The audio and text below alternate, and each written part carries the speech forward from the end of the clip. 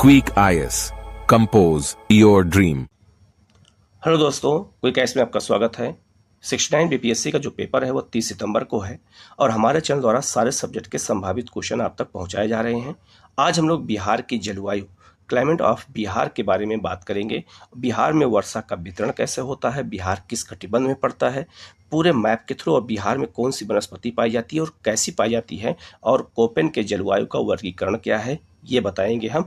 किन किन विद्वानों ने जलवायु का वर्गीकरण कैसे किया है, उससे जुड़े हुए क्वेश्चन भी हम लोग यहाँ पर देखेंगे। तो पहले मैप के थ्रू हम चीज़ों को समझेंगे और इसके बाद फिर हम सारे क्वेश्चन भी हल करेंगे कि किस तरह से क्वेश्चन पूछे जा सकते हैं आपके एग्जाम में।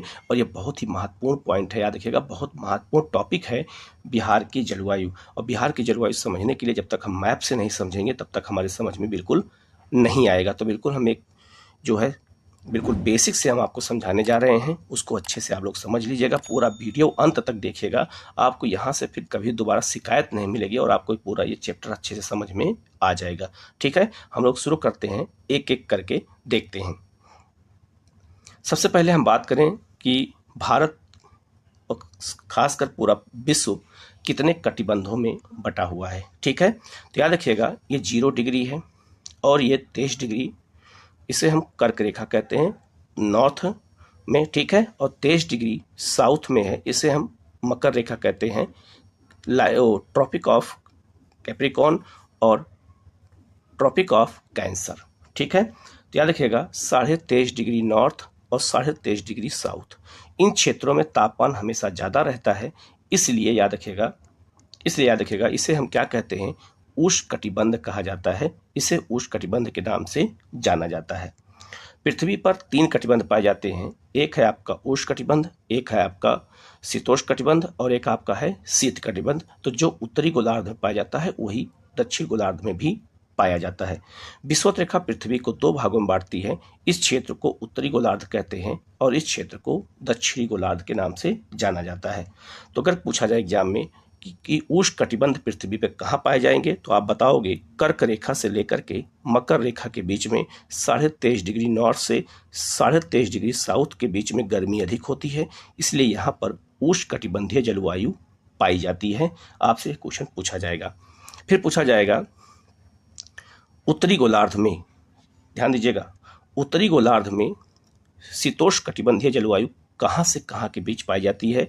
तो उत्तरी गोलार्ध में 23.5 डिग्री कर्क रेखा से लेकर 66.5 डिग्री आर्कटिक रेखा के बीच में जो जलवायु पाई जाती है वो शीतोष्ण जलवायु होती है। यहाँ गर्मी और ठंडी दोनों पड़ती है। ठीक है, उसी तरह से अगर हम दक्षिणी गोलार्ध में शीतोष्ण कटिबंध की बात करें तो दक्षिणी गोलार्ध में शीतोष्ण कटिबंध कहाँ पाया जाता है, तो याद रखिएगा मकर रेखा से लेकर के 23.5 डिग्री दक्षिणी अक्षांश से लेकर के 66.5 डिग्री दक्षिणी अक्षांश, इसे हम आर्कटिक वृत्त कहते हैं। यहाँ तक शीतोष्ण कटिबंध पाया जाता है दक्षिणी गोलार्ध में। ठीक है, इसी तरह से उत्तरी गोलार्ध में शीत कटिबंध पाया जाता है और दक्षिणी गोलार्ध में भी शीत कटिबंध पाया जाता है। तो आर्कटिक वृत्त 66.5 डिग्री नॉर्थ से लेकर के 90 डिग्री तक शीत कटिबंध पाया जाता है। उसी तरह 66.5 डिग्री से लेकर के 90 डिग्री साउथ में शीत कटिबंध पाया जाता है। तो हमारी पृथ्वी पर 3 कटिबंध पाए जाते हैं। कौन कौन से, उष्ण कटिबंध, शीतोष्ण कटिबंध और शीत कटिबंध। तो आपसे पूछा जाएगा भारत किस कटिबंध में पड़ता है, तो भारत के बिल्कुल बीच से कर्क रेखा गुजरती है। ठीक है, यहाँ से कर्क, ये भारत यहाँ पर है और भारत के बिल्कुल बीच से अगर कर्क रेखा गुजरती है, ठीक है, तो याद रखिएगा भारत का आधा क्षेत्र उष्णकटिबंध में पड़ता है और आधा क्षेत्र शीतोष्ण कटिबंध में पड़ता है। और बिहार उत्तरी क्षेत्र में है, उत्तरी भारत में है। तो बिहार में जलवायु कैसी पाई जाएगी, शीतोष्ण कटिबंधीय जलवायु पाई जाएगी। आपको सिंपल याद रखना है कि बिहार में पूछा जाएगा किस प्रकार की जलवायु पाई जाएगी, तो आप बताओगे बिहार में शीतोष्ण कटिबंधीय जलवायु पाई जाएगी। क्यों? क्योंकि आधा भारत जो है उष्ण कटिबंध में पड़ता है और आधा भारत शीतोष्ण कटिबंध में पड़ता है। ठीक है, क्यों? क्योंकि कर्क रेखा भारत से बीच से गुजरती है। तो ये बहुत ही महत्वपूर्ण पॉइंट है, याद रखिएगा कि बिहार की जलवायु कैसी है। और आपसे ये भी पूछा जा सकता है विश्व में कितने कटिबंध हैं और कौन से कटिबंध किसके किसके बीच में पाए जाते हैं। ये बिल्कुल मैंने डिटेल से बता दिया है, इसको अच्छे से आप देख लीजिएगा, जिससे अगर यहाँ क्वेश्चन आए तो गलती ना होने पाए। ठीक है, आगे बढ़ते हैं हम लोग। पहले हम लोग बिहार के अक्षांश और देशांतर को देखेंगे, तब हम लोग मानसून के बारे में जानेंगे। सबसे पहले हम लोग बिहार के देशांतर और अक्षांशीय विस्तार को समझ लेते हैं कि बिहार कितने देशांतर कितने अक्षांश में स्थित है, क्योंकि यहाँ से भी क्वेश्चन आपसे पूछे जाते हैं और पूछे जाएंगे। तो याद रखिएगा, ये ग्लोब पर जो लाइनें समानांतर होती हैं विषुवत रेखा के, उन्हें हम अक्षांश रेखा कहते हैं, और जो दोनों पोल को मिलाने वाली रेखा होती हैं उन्हें हम देशांतर रेखा कहते हैं। अगर आपसे पूछा जाए कि बिहार किन अक्षांश रेखाओं के बीच में है और किन देशांतर रेखाओं के बीच में है, तो यहाँ से क्वेश्चन आपसे पूछा जाएगा, यहाँ से क्वेश्चन बनते हैं। ठीक है, उससे पहले ये जान लेते हैं कि बिहार की पूरब से पश्चिम के बीच लंबाई कितनी है, 483 किलोमीटर। उत्तर से दक्षिण की लंबाई कितनी है, तो ये 345 किलोमीटर की लंबाई है, याद रखिएगा। अब अगर पूछा जाए कि बिहार का अक्षांशीय विस्तार कितना है, तो याद रखिएगा बिहार उत्तरी गोलार्ध में स्थित है। ये भी याद रखिएगा, उत्तर पूर्वी गोलार्ध में जैसे भारत है तो बिहार भी उसी तरह से स्थित है। बिहार किन अक्षांशों के बीच में है, तो 24, यहाँ देखिए 24 लिखा हुआ है, पहले आप इसको समझ लीजिएगा ये इसका मतलब क्या होता है। तो जो अक्षांश रेखाएं होती हैं वो डिग्री में, मिनट में और सेकंड में बटी होती हैं। ठीक है, आप देखिए हर जगह पर उसी तरह से ये लिखा हुआ है। याद रखिएगा, अगर आपसे ये देखा जाए 24, तो 24 डिग्री अगर 20 लिखा है और 20 के बाद एक जो है इस तरह का लगा हुआ है तो वो मिनट को दर्शाता है, और अगर 2 लगा होगा तो वो सेकंड को दर्शाएगा। तो बिहार जो है 24 डिग्री 20 मिनट 10 सेकंड उत्तरी अक्षांश से एकदम बिल्कुल एकदम एक्यूरेट है ये। ठीक है, और 27 डिग्री 31 मिनट 15 सेकंड अक्षांश के बीच में बिहार स्थित है। ठीक है, ये बिहार का अक्षांशीय विस्तार है।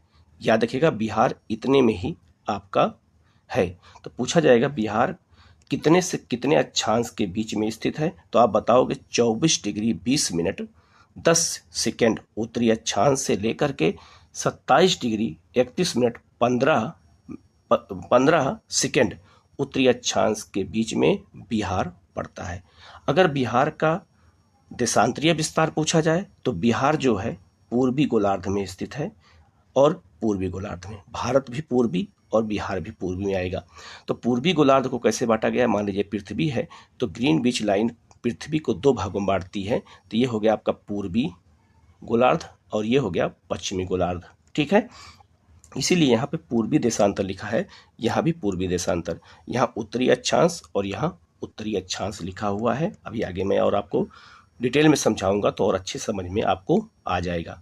अब बिहार का देशांतरीय विस्तार कितना है, तो आप बताएंगे 83 डिग्री 19 मिनट 50 सेकंड से लेकर के 88 डिग्री 15 मिनट 40 सेकंड के विस्तार पर बिहार का ये देशांतरीय विस्तार है।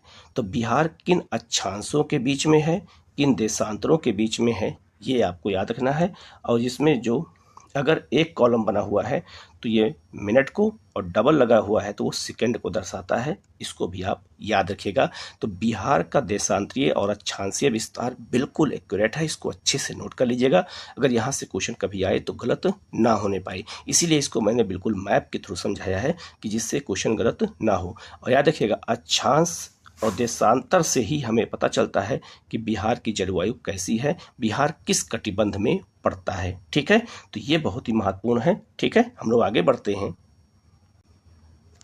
अब हम लोग भारतीय मानसून के बारे में समझ लेते हैं कि भारतीय मानसून कैसे कैसे जाता है और बिहार में मानसून कब पहुंचता है। ठीक है, तो यहाँ पे मानसून की लाइन देख सकते हैं, जो इसमें गुलाबी कलर की लाइन है वो मानसून जाने का है, जो ब्लू कलर की लाइन है वो मानसून आने का है।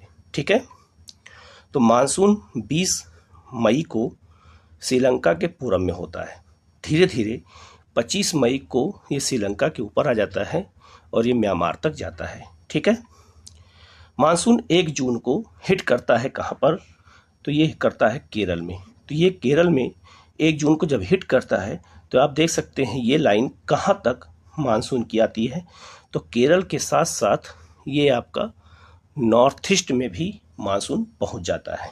ठीक है, इसके बाद है 5 जून। 5 जून को मानसून गोवा के पास होता है और ये लाइन आपको पहुंचती है कहाँ, बांग्लादेश और सिक्किम तक। तो 5 जून तक इस पूरे क्षेत्र में मानसून पहुंच जाता है आसानी से। ठीक है, जैसे जैसे सूरज उत्तरायण होता है।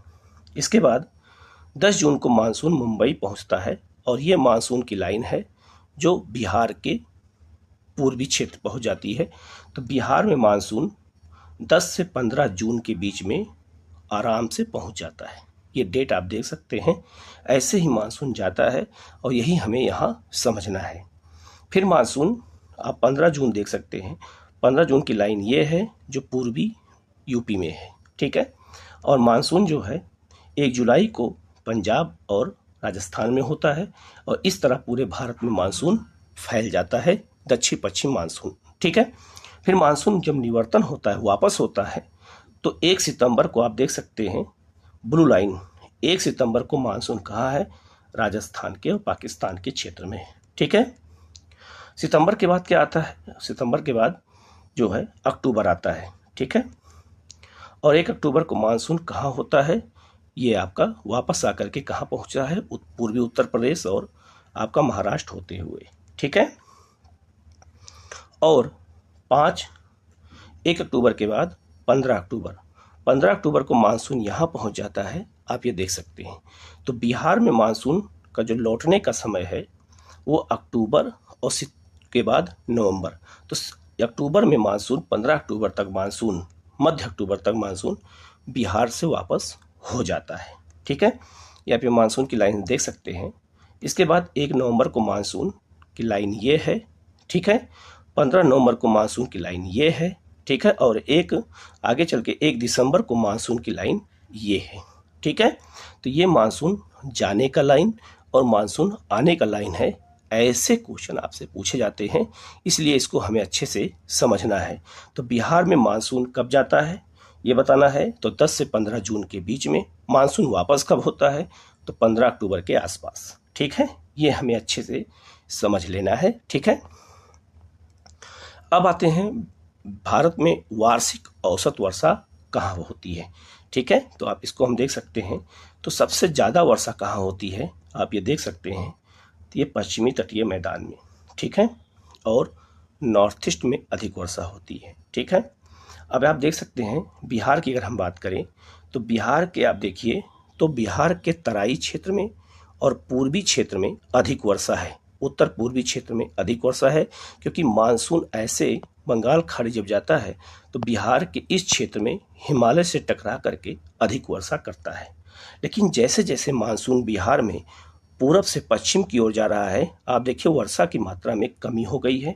आप यहाँ देख सकते हैं, यहाँ पे वर्षा आधे बिहार में कम है और आधे बिहार में अधिक वर्षा है। ठीक है, उसी तरह याद रखिएगा बिहार में उत्तर में अधिक बारिश होती है और जैसे जैसे हम दक्षिण बिहार की ओर आते हैं वर्षा की मात्रा में कमी हो जाती है। ठीक है, तो बिहार में आप वर्षा देख सकते हैं और साथ में इस पूरे भारत की अगर हम बात करें तो भारत में भी पूर्वी क्षेत्र में अधिक वर्षा होती है। जैसे जैसे हम पश्चिम की ओर जाएंगे वैसे वैसे वर्षा की मात्रा कम होती चली जाएगी। आप देखिए राजस्थान में बिल्कुल वर्षा नहीं है। ये भी याद रखिएगा भारत में सबसे कम वर्षा होती है लेह लद्दाख में, क्योंकि यहाँ तक मानसून नहीं पहुँच पाता है। यह इधर हिमालय रोक लेता है और इधर भी हिमालय रोक लेता है। तो यहाँ पर पूरा बर्फ़ का क्षेत्र है, यहाँ भी बर्फ़ का क्षेत्र है, तो यहाँ पर हिमपात होता है। लेकिन लेह लद्दाख में वर्षा नहीं होती है और राजस्थान के थार मरुस्थल में भी वर्षा नहीं होती है। ठीक है, तो अभी मानसून को आप समझ गए होंगे कि बिहार में अधिक वर्षा कैसे होती है। तो दक्षिण पश्चिम मानसून की बंगाल खाड़ी की शाखा से ही बिहार में अधिक वर्षा होती है, ये बात याद रखिएगा। और बिहार के पूर्व में अधिक वर्षा होती है और पश्चिमी क्षेत्र में वर्षा की मात्रा कम होती चली जाती है। तो इस तरह की चीज़ें जब हम समझ लेते हैं कॉन्सेप्ट बेस, तो ऐसे क्वेश्चन फिर हमें कभी भूलते नहीं हैं। बिहार में वर्षा का वितरण देख लेते हैं अब। ठीक है, तो बिहार में वर्षा के वितरण, तो बिहार में 160 सेंटीमीटर से अधिक वर्षा कहाँ होती है, तो आपका बिहार का उत्तर पूर्वी क्षेत्र और तराई क्षेत्र जिसे हम पश्चिमी और पूर्वी चंपारण कहते हैं। यहाँ शिवालिक की पहाड़ियाँ हैं, तराई क्षेत्र है। तो इस क्षेत्र में बिहार में सबसे अधिक वर्षा होती है। ऐसे क्वेश्चन आपसे एग्जाम में पूछे जाएंगे। बिहार में उससे कम वर्षा कहाँ होती है? तो उत्तर पूर्वी क्षेत्र में ही होती है, लेकिन आपका कहाँ पर? तो ये जो है सहरसा, अररिया, पूर्णिया, ये सब जिलों में होती है, ठीक है। और तराई क्षेत्रों में यहाँ होती है। 120 से 140 सेंटीमीटर कहाँ वर्षा होती है बिहार में? तो ये उत्तरी बिहार में होती है, ठीक है। और थोड़ा सा आप देख सकते हैं तराई क्षेत्र, ये पठारी क्षेत्रों में भी थोड़ा बहुत वर्षा हो जाती है। 100 से 200 सेंटीमीटर की वर्षा कहाँ होती है? ये होती है गंगा के दक्षिण क्षेत्र में। और 100 से कम वर्षा कहाँ होती है? आप इस क्षेत्र में देख सकते हैं। तो बिहार में सबसे अधिक वर्षा कहाँ होती है? तो ये उत्तर पूर्वी क्षेत्र में और तराई क्षेत्र में। बिहार में जैसे जैसे हम पूरब से पश्चिम की ओर जाएंगे वैसे वैसे वर्षा की मात्रा कम होती जाएगी। उसी तरह हम बिहार में दक्षिण से उत्तर से, याद रखिएगा, ये भी याद रखिएगा, बिहार में हम उत्तर से जब दक्षिण की ओर जाएंगे तब भी वर्षा की मात्रा कम होती चली जाएगी। इस कॉन्सेप्ट को याद रखिएगा, ठीक है। क्योंकि मानसून जब आता है तो मानसून पूर्वी क्षेत्र में अधिक वर्षा करता है और हिमालय से टकरा करके इन क्षेत्रों में वर्षा ज़्यादा करता है, लेकिन जैसे जैसे दक्षिण की ओर जाएगा वर्षा की मात्रा कम होती चली जाएगी। अब आते हैं बिहार में जलवायु देख लेते हैं कि बिहार में जलवायु कितनी प्रकार की पाई जाती है। तो बिहार में वर्षा तापमान के आधार पर बिहार में 4 प्रकार की जलवायु प्रदेश पाए जाते हैं। बिहार में 4 जलवायु प्रदेश स्थित हैं। कौन कौन से? पहला है उत्तर पश्चिमी गिरिपाद प्रदेश, ठीक है, यहाँ वर्षा ज़्यादा होती है, यहाँ पर आर्द्र वनस्पतियाँ पाई जाती हैं। दूसरा है उत्तर पूर्वी प्रदेश, यहाँ भी अधिक वर्षा होती है और यहाँ भी आर्द्र वनस्पतियाँ पाई जाती हैं। तीसरा है दक्षिण का पठारी प्रदेश, ये हो गया आपका जलवायु प्रदेश।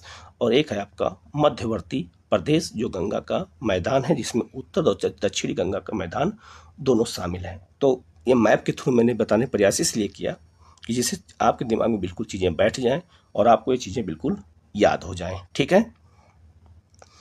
आते हैं कोपेन के अनुसार बिहार की जलवायु कैसी है, ठीक है। तो कोपेन ने बिहार की जलवायु को 2 भागों में बांटा है।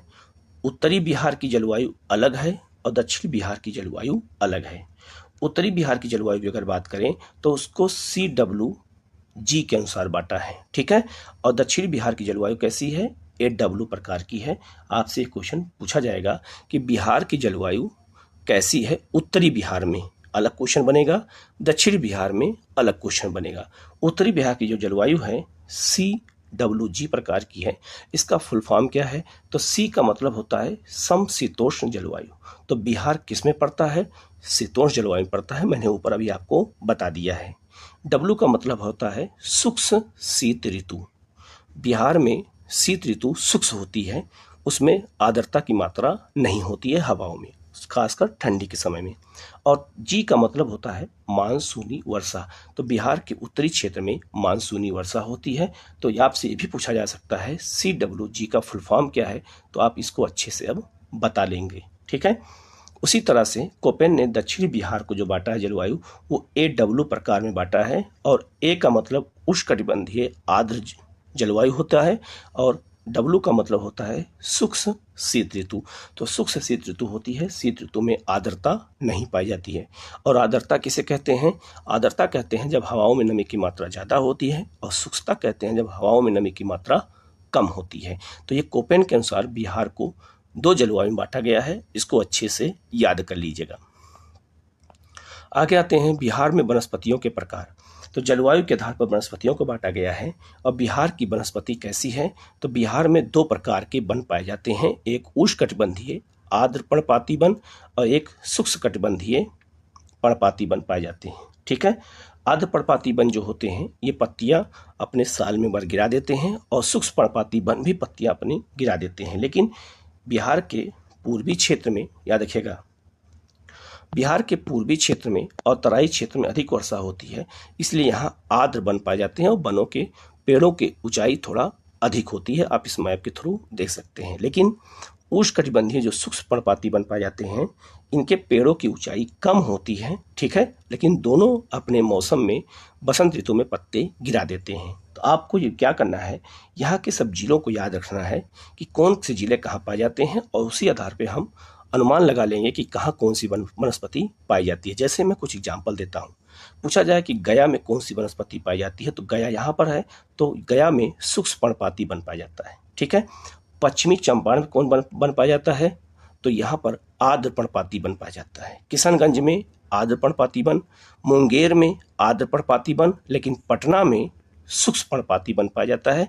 ऐसे क्वेश्चन आपसे पूछे जाएंगे, इसलिए हमें यहाँ के सब जिलों को अच्छे से याद करने की जरूरत है, जिस आधार पर हम अनुमान लगा लेंगे कि बिहार में कौन सी वनस्पति कहाँ पर पाई जाती है, और बिहार में यही 2 वनस्पतियाँ पाई जाती हैं। इसको अच्छे से याद रखना। अब हम लोग थोड़ा सा फैक्ट को देख लेते हैं।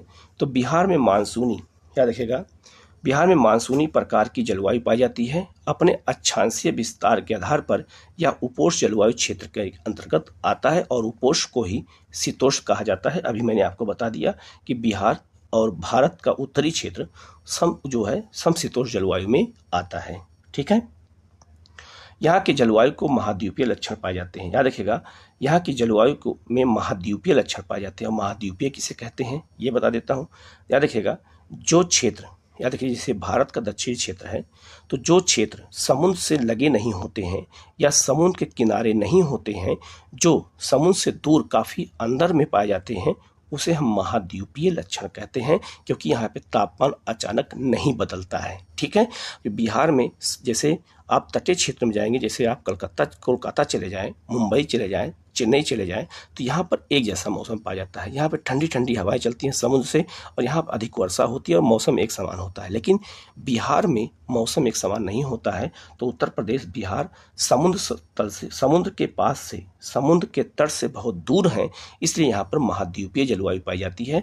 और वो जलवायु कैसी होती है, जहाँ पर तापमान अधिक होता है और खूब ठंडी भी पड़ती है और खूब गर्मी भी पड़ती है। तो उत्तर प्रदेश, बिहार में खूब ठंडी पड़ती है और खूब गर्मी पड़ती है। क्यों? क्योंकि वो समुद्र से दूर हैं और समुद्री हवाएं वहाँ तक नहीं पहुँच पाती हैं। इसीलिए अगर आपसे क्वेश्चन पूछा जाए कि क्या बिहार की जलवायु पर महाद्वीपीय लक्षण पाए जाते हैं, बिल्कुल पाए जाते हैं। और महाद्वीपीय लक्षण क्या होते हैं? अत्यधिक ठंडी होना और अत्यधिक गर्मी होना। उसी तरह बिहार के पूर्वी भाग में आर्द्र और पश्चिमी भाग में शुष्क जलवायु पाई जाती है। अभी मैंने आपसे बताया, अगर हम बिहार का एक मैप बना के यहाँ आपको समझाते हैं, तो बिहार का जो आधा क्षेत्र है वो आर्द्र जलवायु है, क्योंकि यहाँ वर्षा अधिक होती है। आधा जो बिहार का पश्चिमी क्षेत्र है, खास करके अब ये लिखा हुआ है, तो पश्चिमी क्षेत्र में शुष्क जलवायु पाई जाती है, क्योंकि यहाँ वर्षा की मात्रा कम होती है। ठीक है। तो ऐसे फैक्ट के रूप में हमें याद रखना है। आगे है आपका कोपेन की जलवायु वर्गीकरण के आधार पर बिहार का उत्तरी भाग CWG में पड़ता है और दक्षिणी भाग AWG में पड़ता है। मैंने ऊपर आपको मैप के थ्रू बता दिया है। अब ये फैक्ट के रूप में आप इसको याद रखना। नेक्स्ट है, बिहार की जलवायु को निम्नलिखित कारण प्रभावित करते हैं। तो बिहार की जलवायु को कौन कौन प्रभावित करता है? तो हिमालय की अवस्थिति, कर्क रेखा से दूरी, बंगाल की खाड़ी से इसकी निकटता, ग्रीष्मकालीन तूफान और दक्षिण पश्चिम मानसून, इतने कारक हैं जो बिहार की जलवायु को प्रभावित करते हैं। क्यों? क्योंकि बिहार हिमालय के नज़दीक है, तो वहाँ पर बादल टकराने से वर्षा होती है। कर्क रेखा से थोड़ा दूर है बिहार, इसलिए वहाँ पे थोड़ा गर्मी और शीतोष्ण दोनों पड़ता है। बंगाल खाड़ी के निकट है, तो यहाँ पर वर्षा ज़्यादा होती है। यहाँ ग्रीष्मकालीन तूफान आते हैं, जिसे हम लू कहते हैं, और बिहार में आंधी तूफान गर्मियों में बहुत आते हैं। और दक्षिण पश्चिम मानसून की क्रिया का प्रभाव पड़ता है, यही बिहार की जलवायु को प्रभावित करते हैं। इस फैक्ट को याद रखना, ये आपको क्वेश्चन पूछा जाएगा। फिर बिहार में मुख्य रूप से 3 ऋतुएं पाई जाती हैं। पहली ऋतु है ग्रीष्म ऋतु, जो मार्च से लेकर के और जून के बीच पाई जाती है। ठीक है।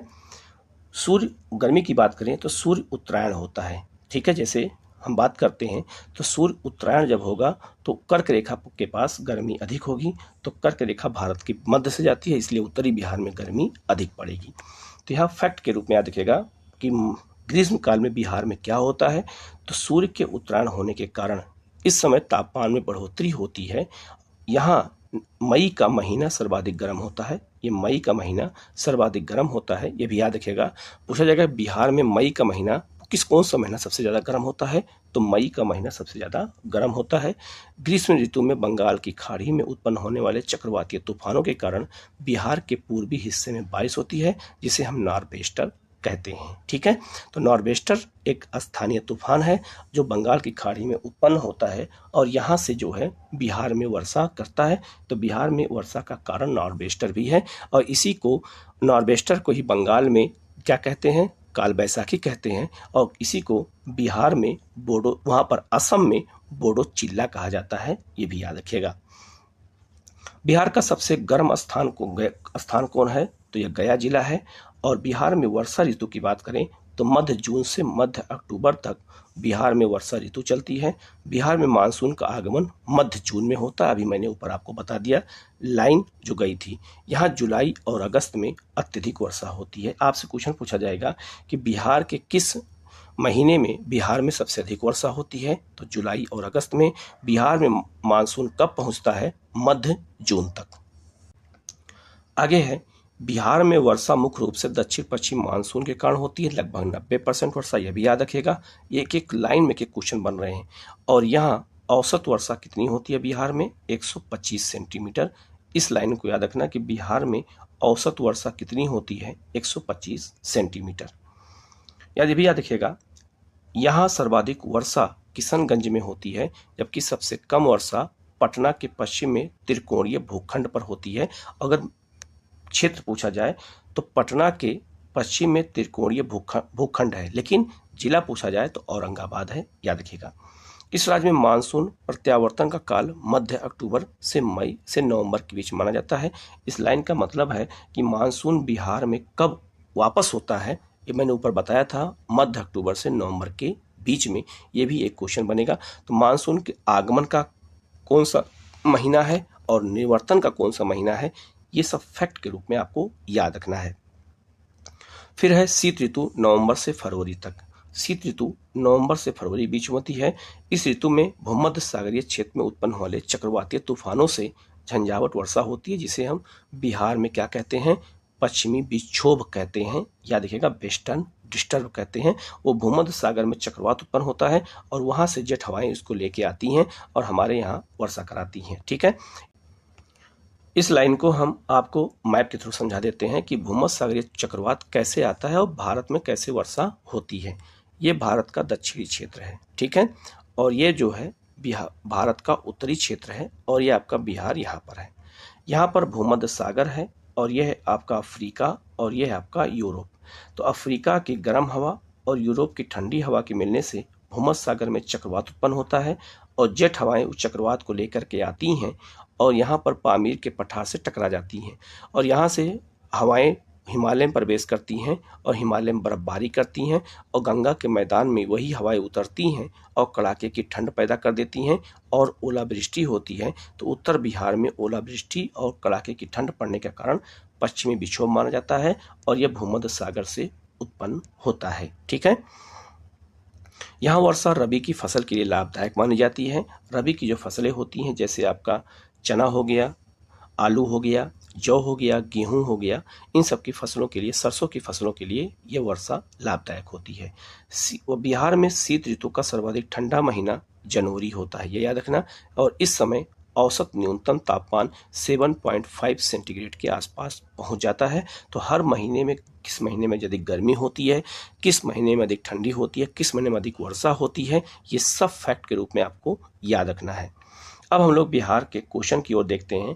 बिहार में क्वेश्चन कैसे पूछे जाएंगे। पहला है बिहार में किस प्रकार की जलवायु पाई जाती है, तो आप बताएंगे कि बिहार में मानसूनी प्रकार की जलवायु पाई जाती है।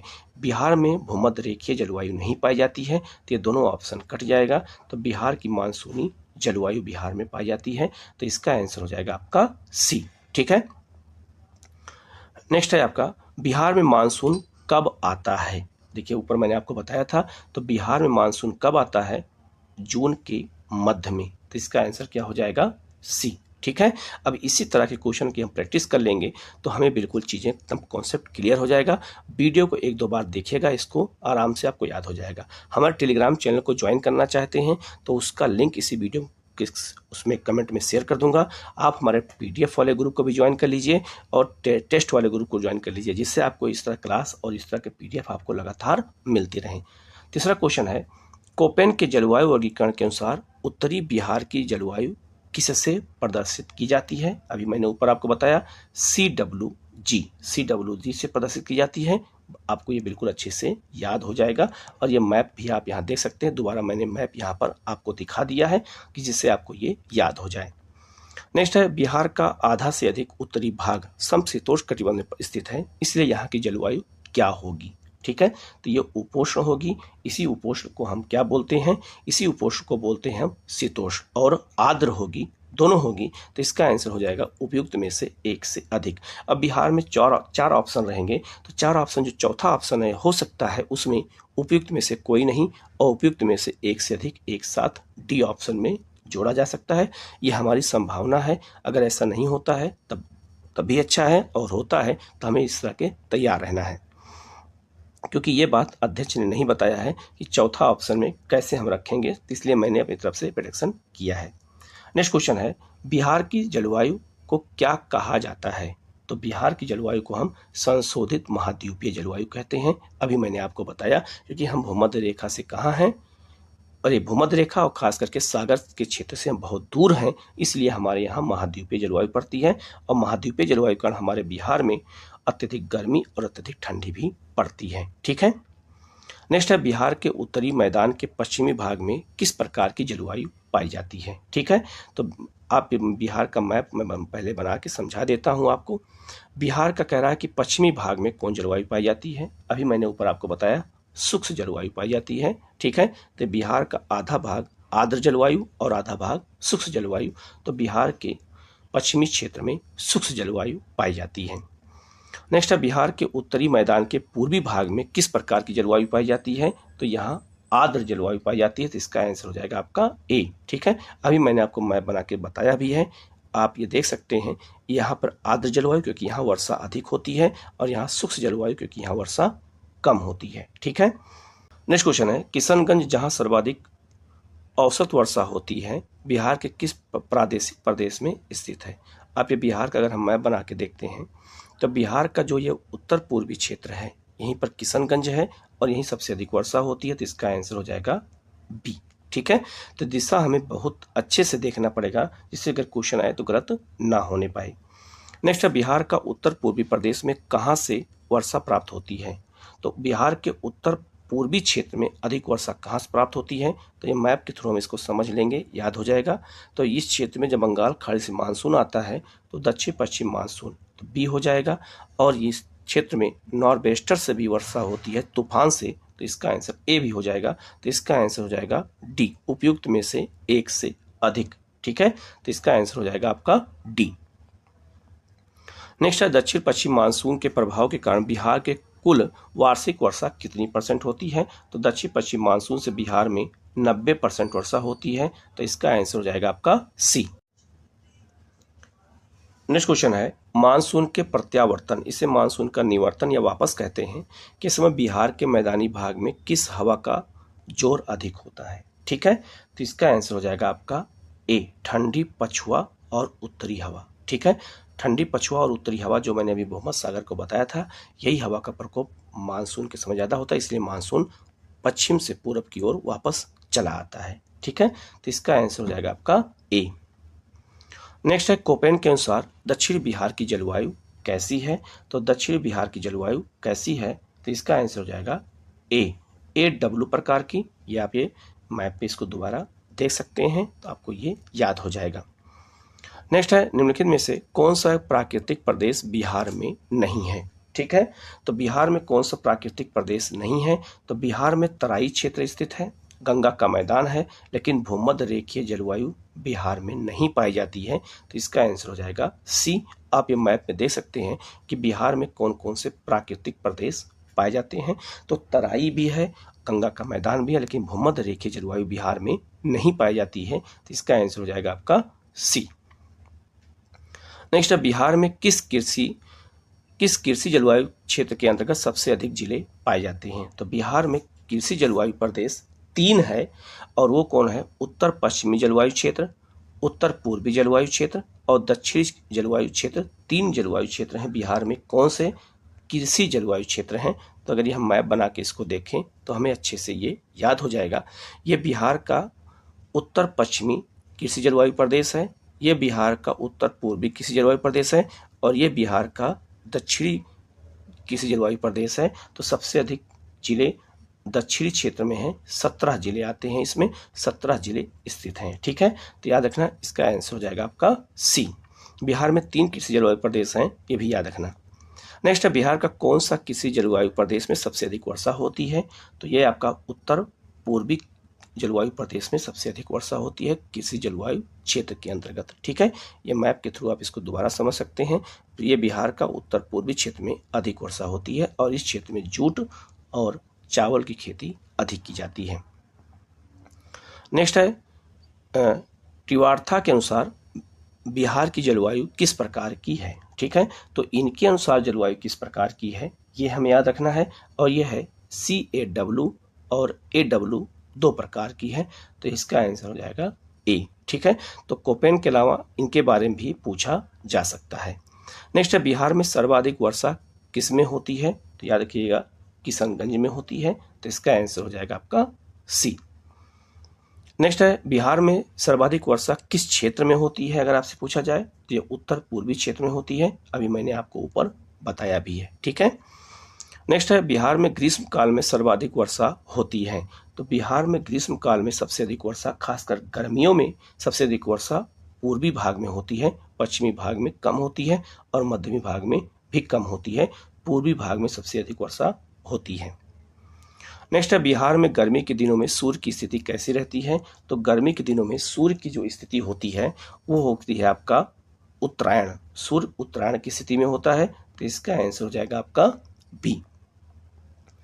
नेक्स्ट है, बिहार में शीत ऋतु में झंझावातीय वर्षा होने का कारण क्या है? झंझावातीय मतलब होता है आंधी तूफान के रूप में वर्षा होने का कारण क्या होता है? ठीक है, तो ये चक्रवातीय तूफान होता है, याद रखिएगा। तो इसका आंसर हो जाएगा आपका बी। नेक्स्ट है आपका, वर्षा ऋतु में बिहार में किस मानसून का प्रभाव ज्यादा रहता है? तो वर्षा ऋतु में बिहार में कौन सा मानसून होता है? दक्षिण मानसून प्रभाव ज्यादा होता है। तो इसका आंसर हो जाएगा आपका ए। ठीक है, नेक्स्ट आपका, बिहार की जलवायु में कितने मौसम प्रचलित हैं?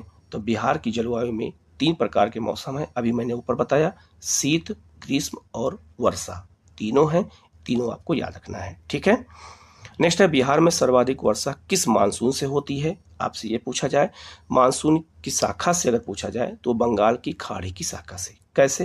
याद रखिएगा, मानसून जब उत्पन्न होता है तो मानसून 2 शाखाओं में चलता है। ठीक है, आप यहाँ देख सकते हैं, जब दक्षिण पश्चिम मानसून यहाँ आता है तो दक्षिण पश्चिम मानसून, याद रखिएगा, दक्षिण पश्चिम मानसून जब यहाँ आता है, बहुत ध्यान समझिएगा, तो दक्षिण पश्चिम जब मानसून आएगा तो यहाँ से 2 शाखाओं में बढ़ जाता है नीलगिरी पहाड़ से टकरा करके। एक शाखा बंगाल की खाड़ी की कहलाती है, एक अरब सागर की शाखा कहलाती है। तो बिहार में जो वर्षा होती है वो बंगाल की खाड़ी की शाखा से होती है। तो इसका आंसर हो जाएगा आपका बी। ठीक है, नेक्स्ट है, बिहार से मानसून लौटना कब प्रारंभ करता है? अभी मैंने ऊपर आपको बताया भी था कब प्रारंभ करता है। तो इसका आंसर हो जाएगा बी, अक्टूबर के मध्य से प्रारंभ करता है। अभी मैंने आपको ऊपर लाइन से बताया था डिटेल में। ठीक है, नेक्स्ट है, बिहार में शीतकालीन वर्षा किस कारण होती है? तो बिहार में शीतकाल में जो वर्षा होती है, अभी मैंने बताया, पश्चिमी विक्षोभ के कारण होती है, भूमध्य सागर की ओर से आने वाले चक्रवातों से होती है, जिसे हम वेस्टर्न डिस्टर्ब कहते हैं। तो इसका आंसर हो जाएगा आपका सी। नेक्स्ट है, बिहार में औसत उच्चतम तापमान कहाँ पर होता है? तो ये गया जिले में होता है। तो इसका आंसर हो जाएगा ए। नेक्स्ट है, टिवार्थ ने बिहार की जलवायु को किस श्रेणी में रखा है? तो इन्होंने किस श्रेणी में रखा है अगर आपसे ये पूछा जाए तो यह है उपोष्ण कटिबंधीय, जिसे हम शीतोष्ण कटिबंधीय भी कहते हैं। नेक्स्ट है, नार्वेस्टर की उत्पत्ति कहाँ होती है जिसका सबसे ज़्यादा प्रभाव असर पूर्वी बिहार में होता है? तो याद रखिएगा, अगर ये हम एक भारत का मैप बनाएं तो बंगाल की खाड़ी में नार्वेस्टर उत्पन्न होता है और इसका प्रभाव बंगाल में, आपका उड़ीसा में, आसाम में, बांग्लादेश में और पूर्वी बिहार में पड़ता है नॉर्वेस्टर। ठीक है, तो ये बंगाल की खाड़ी में उत्पन्न होता है। तो इसका आंसर हो जाएगा आपका सी। नेक्स्ट है आपका, ग्रीष्म ऋतु में बिहार के पूर्वी भाग में आने वाले चक्रवातीय तूफान को किस नाम से जाना जाता है? तो इसे हम नॉर्वेस्टर कहते हैं। ठीक है, और इसे हम पूर्वी बिहार में काल बैसाखी भी कह सकते हैं, बंगाल के क्षेत्र जो सटे हुए हैं इसे आम्र बौछार भी कहा जाता है। तो उपयुक्त में से एक से अधिक, इसका आंसर हो जाएगा आपका डी। ठीक है। नेक्स्ट है, उत्तरी पूर्वी बिहार में अधिक वर्षा होने के कारण खादर मिट्टी में किस फसल की कृषि होती है? तो यहाँ जूट की खेती होती है। यहाँ पे खादर मृदा भी पाई जाती है। ये बिहार का उत्तर पूर्वी क्षेत्र है। ठीक है। और यहाँ बाढ़ भी आती है, तो यहाँ खादर मिट्टी पाई जाती है। और यहाँ किसकी खेती होती है? तो जूट की खेती होती है। इस ऑप्शन में चलेंगे। अगर यहाँ चावल होता तब तो ऑप्शन डी भी हो जाता, लेकिन यहाँ जूट की खेती अधिक होती है। ठीक है। और नेक्स्ट है, थानवाट के अनुसार बिहार की जलवायु कैसी है? तो 3 लोगों ने जलवायु बांटा है, कोपेन ने, टिवार्थ ने और थानवाट ने। तो इनके अनुसार कौन सी जलवायु बिहार में पाई जाती है? CAW जो है बिहार में जलवायु पाई जाती है। इनके अनुसार बस एक ही। तो ये बहुत महत्वपूर्ण बिहार की जलवायु से जुड़े हुए क्वेश्चन थे। क्वेश्चन कैसे लगे, वीडियो कैसा लगा, आप कमेंट करके जरूर बताइएगा। किसी क्वेश्चन में कोई डाउट होता है कमेंट करके आप उसे पूछेगा, उसका जवाब आपको दिया जाएगा। लेकिन वीडियो को अच्छे से देखिएगा कि कोई भी क्वेश्चन आपको अगर गड़बड़ लगता है या कोई क्वेश्चन लगता है कि हमें समझ में नहीं आया है तो उसको मैं आपको कमेंट में करके समझा दूंगा। ठीक है। आप लोग चैनल को सब्सक्राइब कर लीजिएगा, बेल आइकन को प्रेस कर लीजिएगा, जिससे इस तरह क्लास आपको लगातार मिलती रहे। Okay, thank you.